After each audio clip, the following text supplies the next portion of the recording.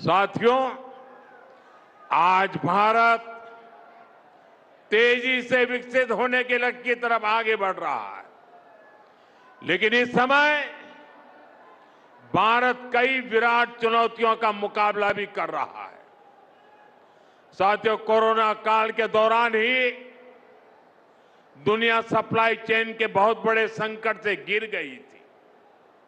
Covid के बाद Ukraine में युद्ध शुरू हो गया, उसने दुनिया की परेशानियां और बढ़ा दी। फूड, फ्यूल, फर्टिलाइजर, इन तीनों चीजों पर गंभीर प्रभाव पड़ा। बीते 5-6 वर्षों में इस संकट से निपटने के लिए हमारी सरकार निरंतर प्रयास कर रही है। आपको याद होगा, उस समय और आज भी फर्टिलाइजर की एक बोरी दुनिया में 3-3 हजार रुपये में बिक रही थी। एक बोरी का 3,000 रुपया। कितना? आप बताएंगे एक बोरी का कितना? आंकड़ा नहीं, बोलिए मुंह से। 3,000 रुपया एक बोरी का। कितना? एक बोरी का कितना? एक बोरी का कितना? और भारत के किसानों को वही खाद की बोरी 300 से भी कम रुपये में दी जा रही है। 3,000 के सामने 300 रुपये में। सप्लाई चेन की इन मुश्किलों के बीच पिछले 2 महीने से हमारे पड़ोस में ही इतना बड़ा युद्ध चल रहा है। इसका असर पूरी दुनिया पर पड़ा है और भारत पर तो और भी गंभीर असर हुआ है।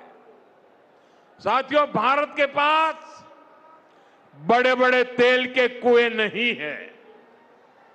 हमें अपनी जरूरत का पेट्रोल, डीजल, गैस, ये सब बहुत बड़ी मात्रा में दुनिया के दूसरे देशों से, बाहर से मंगाना पड़ता है। युद्ध की वजह से पूरी दुनिया में पेट्रोल, डीजल, गैस और फर्टिलाइजर के दाम बहुत अधिक बढ़ चुके हैं, आसमान को भी पार कर गए हैं। अड़ोस पड़ोस में देशों में क्या हाल है वो तो अखबारों में आता है। भारत सरकार इस युद्ध के पिछले 2 महीनों से देशवासियों को इस संकट से बचाने के लिए लगातार प्रयास कर रही है। नागरिकों पर बोझ न पड़े, इसके लिए सरकार सारा बोझ सरकार खुद अपने कंधे पर उठा रही है। लेकिन साथियों, जब सप्लाई चेन पर संकट लगातार बना रहे तो हम कितने भी उपाय कर लें, मुश्किलें बढ़ती ही जाती है। इसलिए अब देश को सर्वोपरि रखते हुए, मां भारती को सर्वोपरि रखते हुए हमें एकजुट होकर के लड़ना होगा। हमें याद रखना है, देश के लिए मरना ही सिर्फ देशभक्ति नहीं होती है। देश के लिए जीना और देश के प्रति अपने कर्तव्यों को निभाना, वो भी देशभक्ति होती है। इसलिए वैश्विक संकट के इस समय में हमें कर्तव्यों को सर्वोपरि रखते हुए कुछ संकल्प लेने होंगे और उन संकल्पों को पूरे समर्पण भाव से पूरा करना होगा। जैसे एक बड़ा संकल्प है पेट्रोल डीजल का संयम से इस्तेमाल करना। साथियों, हमें पेट्रोल डीजल का उपयोग कम करना होगा। शहरों में जहां मेट्रो है वहां हम तय करें कि हम मेट्रो का ही उपयोग करेंगे, ज्यादा से ज्यादा मेट्रो में ही जाएंगे। अगर कार में ही जाना जरूरी है तो फिर कार पूल करने का प्रयास करें और भी लोगों को साथ बिठा ले।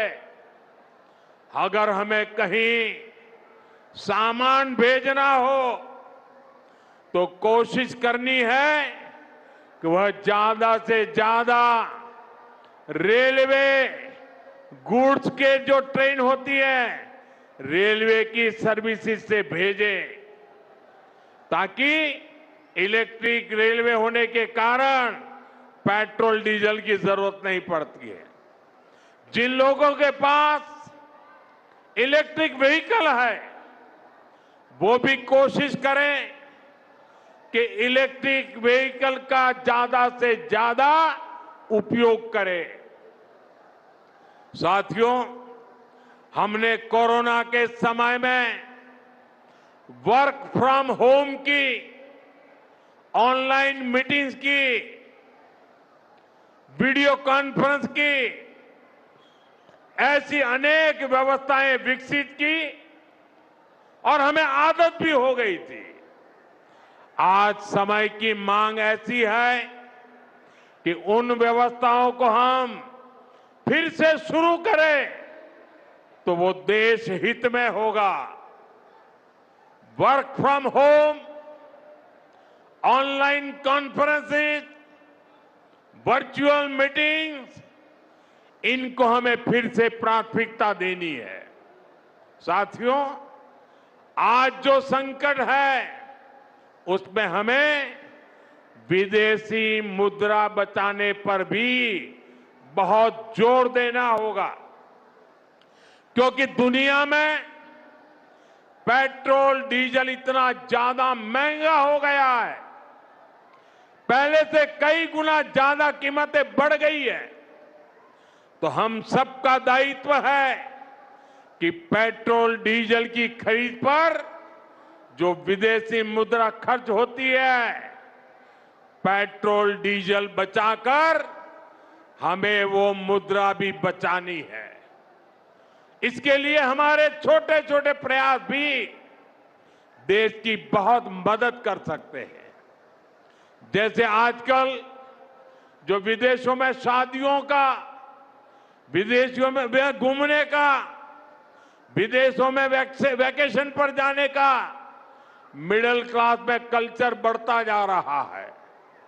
हमें तय करना होगा कि जब ये संकट का काल है और हमारी देशभक्ति हमें ललकार रही है, तो कम से कम एक साल के लिए हमें विदेशों में जाने की बातों को टालना चाहिए। भारत में बहुत सारी जगह है, वहां हम जा सकते हैं। बहुत कुछ भारत में किया जा सकता है। इस बेटी को नीचे बिठाइए, उसे थक जाएगी। उस बेटी को बिठाइए। वो थैंक यू बेटा, थैंक यू। बैठिए, आप नीचे बैठिए। मैंने देख लिया बेटा, उसको देख लिया, अब आप बैठ जाइए। हाँ, इस छोटी बच्ची को क्यों परेशान करते हो भाई? इन बच्चों को बैठने दीजिए प्लीज। बच्चों को परेशान मत कीजिए जी। साथियों, हमें विदेशी मुद्रा बचाने के जो भी रास्ते हम लोग अपना सकते हैं, हमें बचाना होगा। साथियों, गोल्ड यानी सोने की खरीद एक और पहलू है जिसमें विदेशी मुद्रा बहुत अधिक खर्च होती है। एक जमाना था जब संकट आता था, कोई युद्ध होता था, तो लोग देश हित में सोना दान दे देते थे। आज दान की जरूरत नहीं है, लेकिन देश हित में हमको ये तय करना पड़ेगा कि साल भर तक घर में कोई भी फंक्शन हो, कोई भी कार्यक्रम हो, हम सोने के गहने नहीं खरीदेंगे, सोना नहीं खरीदेंगे। विदेशी मुद्रा बचाने के लिए हमारी देशभक्ति हमें चुनौती दे रही है और हमें इस चुनौती को स्वीकार करते हुए विदेशी मुद्रा को बचाना होगा। साथियों, ये समय एक और बड़े सबक का भी है। एक समय था जब हम कॉपर एक्सपोर्ट करते थे, लेकिन आज भारत के सामने स्थिति ऐसी बन गई कि अब हमें कॉपर को भी इंपोर्ट करना पड़ता है। हमारे देश में हड़तालें करवाकर कॉपर प्लांट्स को ठप करवा दिया गया और अब हालत ये हो गई कि हमें कॉपर बाहर से मंगाना पड़ता है और उसमें विदेशी मुद्रा खर्च होती है। इसलिए मैं ऐसे सभी श्रमिक समूह मजदूर संगठनों से भी कहूंगा कि हमें ऐसी बातों का जरूर ध्यान रखना चाहिए। भारत को आत्मनिर्भर बनने से जो भी कदम रोकते हैं, उनमें हमें दूरी बनानी होगी और जो लोग ऐसी साजिशों में जुटे हैं, उन पर भी कड़ी नजर रखनी होगी। मैं देश की अदालतों से भी आग्रह करूंगा कि ऐसी स्थिति आने पर देश हित में हमें कोई ना कोई रास्ता निकालने की तरफ बढ़ना चाहिए। साथियों, ऐसे ही खाने के तेल का भी है। इसके आयात के लिए भी बहुत बड़ी मात्रा में हमें विदेशी मुद्रा खर्च करनी पड़ती है। हर परिवार अगर खाने के तेल में खाने का तेल का जो उपयोग करता है, अगर वो कुछ कमी करे, मैंने बार बार कहा है 10% कम करो। अगर हम तेल खाना कम करें ना, तो भी वो देशभक्ति का बहुत बड़ा काम है। आप देश सेवा में योगदान दे सकते हैं और इससे देश सेवा भी होगी और देह सेवा भी होगी। इससे देश के खजाने का स्वास्थ्य भी सुधरेगा और परिवार के हर सदस्य का स्वास्थ्य भी अच्छा रहेगा। साथियों, विदेशी मुद्रा की खपत वाला एक और सेक्टर हमारी खेती है। हम बहुत बड़ी मात्रा में बाहर से केमिकल फर्टिलाइजर इंपोर्ट करते हैं। केमिकल फर्टिलाइजर खेती के कारण हमारी धरती मां को बहुत पीड़ा हो रही है। हमारे खेत बर्बाद हो रहे हैं। अगर आज हम अपने खेत को नहीं बचाएंगे तो भविष्य में फसलों पर भी खतरा आ जाएगा। इसलिए बहुत जरूरी है कि हम केमिकल फर्टिलाइजर की खपत 25%, 30%, 40%, 50% उसको घटाए, आधी कर दें और हम उसके साथ साथ नेचुरल फार्मिंग की तरफ बढ़े।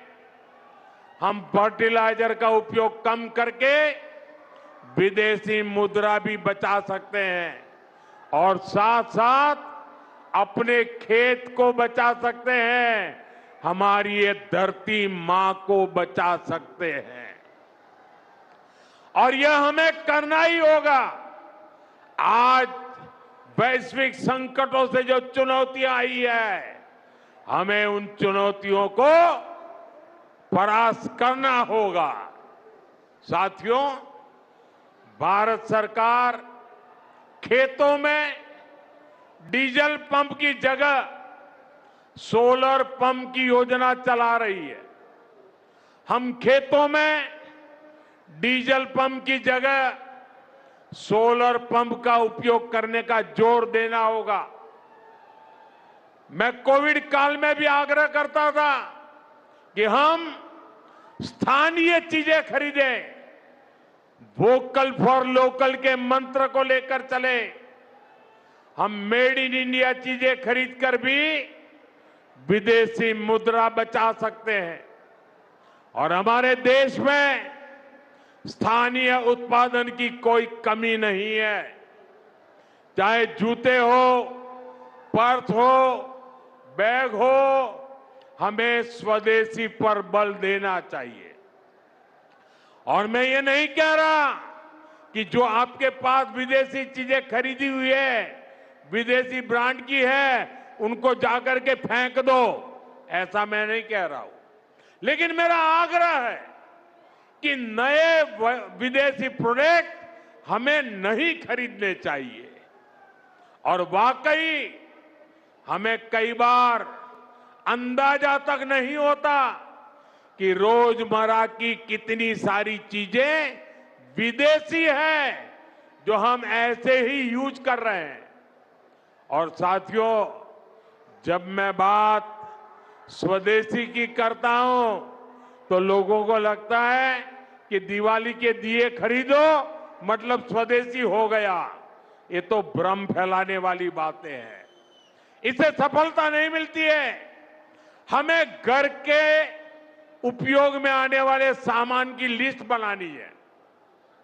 देखना चाहिए कितनी विदेशी चीजें घुस गई है, पता ही नहीं है।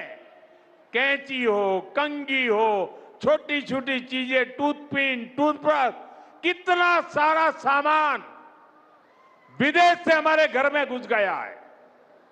फिर इस लिस्ट से हमें हो सके उतना जल्दी स्वदेशी में बदलना चाहिए।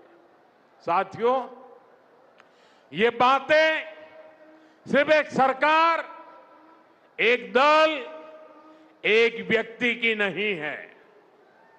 ये बीजेपी का भी मुद्दा नहीं है, ये देश का मुद्दा है। और इसके लिए हर नागरिक, हर राजनीतिक दल, हर सरकार, हर समाज, हर संगठन को संकल्पबद्ध होगा। मैं मीडिया के साथियों से भी देश हित में आगे आने के लिए आग्रह करूंगा।